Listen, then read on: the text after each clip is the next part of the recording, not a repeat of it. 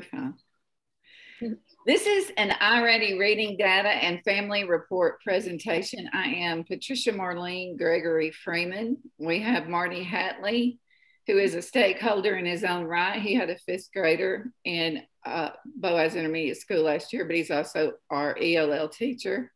We also have Jeannie Prince, a fifth grade language arts teacher with me, and Amanda Duckett, who is our guidance counselor and testing coordinator. Our issues that we have when we look at our data is that we are a high poverty school. We'll look at the demographics in just a minute. And we have a high Hispanic population. And sometimes there's some cultural barriers, particularly with language and vocabulary, that I will talk about. This is our demographics. Poverty, you can see 1, 2, 3, over the last 5 years, we've had 70% or higher poverty rate. And these children don't get as many experiences in life as some children do. And we can see that sometimes in our testing scores. By race, you can see that Hispanic has continually raised over the last 5 years, where we stay at 41% over the last 3 years. We have some with the Black race, excuse me, I went too far, and a few Asian Pacific Islanders. And then we have about 58% in the race of white children. All right. Based on our numbers, the 21-22 school year looks like that may go up some. I wouldn't be surprised if it's not 43 or 44%. With the Hispanic population? Yes, ma'am. Yes, I've heard Ms. Hopper say in a State of the School report that we are expecting that to continue to rise. And I've studied cultural things about the whole country to know that they're expecting the Hispanic culture to continue to rise in schools and all over the country. All right, the first example I have is of diagnostic reading information. Is just to show that if they're in the red, when you look at my individual class reports, they're at risk for tier 3, which means they are 1 level or greater than 1 level below. Actually, it doesn't mean they're 1 level below. Let me take that back. It means that they are more than 1 level below. They're 2 or more grades below level. The yellow section, tier 2, is 1 grade level below. And if they're in the green, they are on or above grade level. And this is just a pyramid that comes with explanations of iReady. It's not any of our data. All right, this is my window 1, the first diagnostic test. And it's a little bit hard to see, but I only had 6 students, which is 13%, that were on or above grade level at the first diagnostic. I had 22 students, I'm having a strain, I'm sorry, which was 46% that were 1 grade level below. And then I had 42% of my students that were 2 or more grade levels below in reading in our first diagnostic window, looking at the standard view. And as you look at the bars, this is phonological awareness, phonics, high frequency words, vocabulary, comprehension of literature, and comprehension of informational text. And we are all seeing historically on our historic data through when we had Scantron as our standardized test. And then always with iReady, we're seeing vocabulary as a major weakness. And that's probably due to our poverty and lack of experience and lack of hearing those tier 2, tier 3 words at home sometimes. The language may be difficult for some with our high Hispanic population. But if you look for the area of weakness, I only had 4 in the green in vocabulary at the first window, 17 in the yellow, and 25 in the red. So this was my biggest weakness area, and informational text was next. Yeah, I guess that we can attribute some of only having 4 in the green for vocabulary is being at a school since March the 13th, and a lot of our kids that are Hispanic not being around English as much. Exactly. I agree. And for two students who aren't served in ELL and have tested out, they still have Hispanic parents at home that speak Spanish, and they don't hear enough English at home, even though they're getting a lot of language acquisition and they've adapted and learned the language to use at school. There's a lot of students that the parents speak only Spanish, or at least one parent does, is sometimes the case. All right, this is my window 3, and I celebrate some of the improvements that were shown. I had 23 students that were in the green, and that was a raise, of course, from the 4. And then I had 17 students, which was also about where I wanted to be since my red closed up and my green got higher. And then I had 9 students in red. And of those 9 students, 5 were shared with Mr. Hatley as ELL, and they were very early on into language acquisition.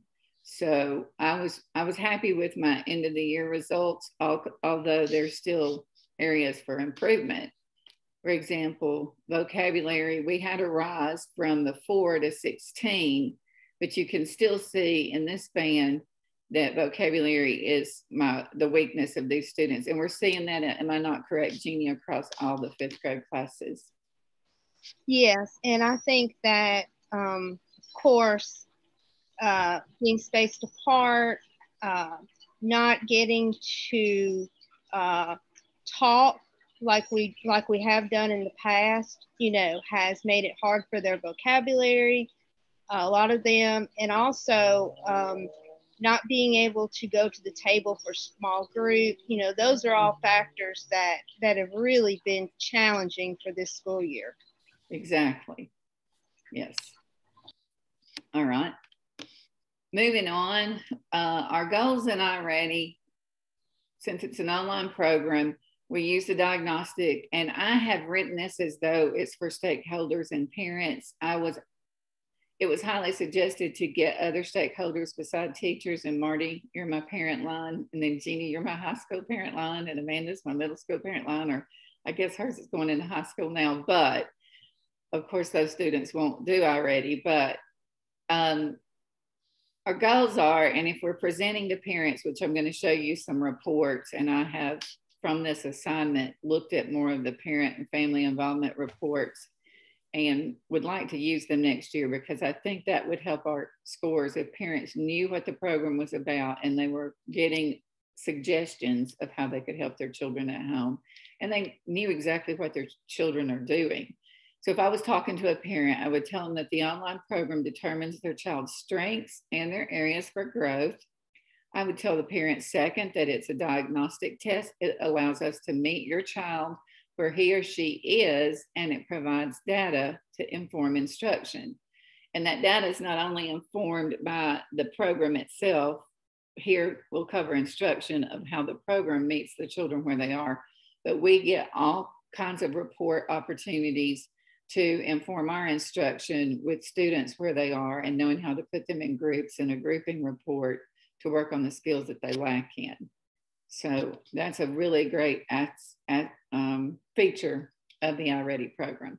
Then instruction, it provides instruction based on your child's individual strengths and needs in order to reach growth markers that close the gaps of below grade level performance. And we'll look at some data here in a minute of individual students. And one didn't grow and reach those growth markers, but we'll talk about how we handled that. And then one of my students did grow. Anybody have anything to say about the goals? I'll move on then. All right, here's one of the family reports, and I have tried to white out the name, and hopefully that has been done. And then on this report, I have blacked out the names. But this child was below grade level. At the beginning assessment, he was even lower at the mid assessment. And then at the end of the year, he did show some growth, but it was not enough to keep him from being 2 grade levels below the entire year. So with the Literacy Act and the summer program, he was brought up as having a need. So he is working with iReady and Inspire and other programs starting today in summer school. His family wanted him to go, and he's getting the help he needs. He's not the best test taker. He can show better performance sometimes on classroom work, but still at this point, we don't need to see him consistently testing 2 grades below grade level. He performs at grade 3 and did the entire year. But for this parent report, there's a second sheet that takes the different categories that I read aloud earlier about phonological awareness, phonics, and the different comprehension and vocabulary. And it tells them where he's at and what suggestions can be offered for them to do at home to help him. And then there's also places on the website parents can go for even further help. All right, so trends that we see is we often have a percentage of students in each class that are 2 grades below grade level. And sometimes, no matter what we do, and you'll see I provided the same instruction for the next child we're about to look at, that's a celebration. No matter what we do, they don't come out of that area that they're in of 2 grade levels below. So we keep doing everything we can do, and then hopefully this summer program will help. You may have any comments on that one. All right. Marlene, do you know if the parent report comes in Spanish or not? There are some that come in Spanish. There's some that come in several languages.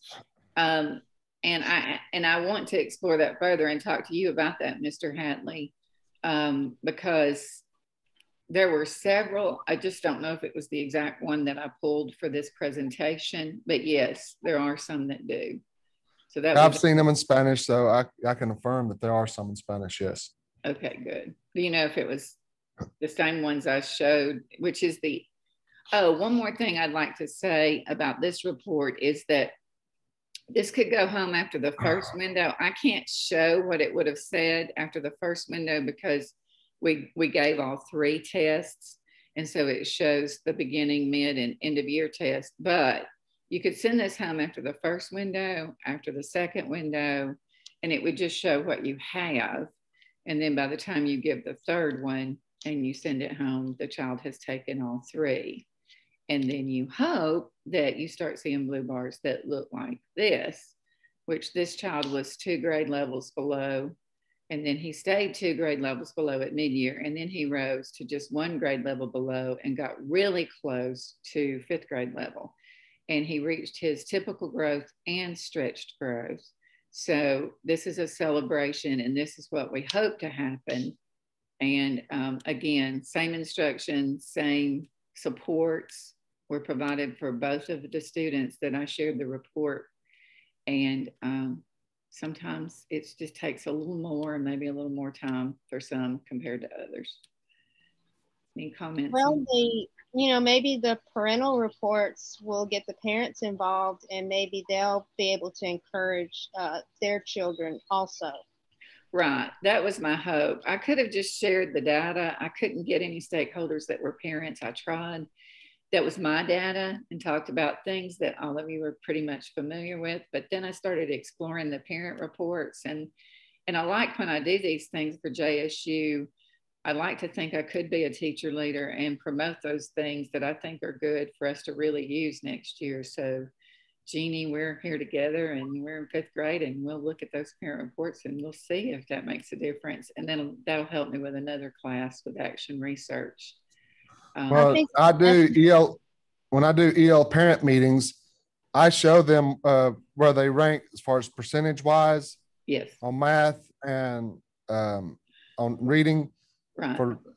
But I don't show them, I mean, I'm talking about for the iReady, when they take the iReady test, but I haven't really gone into more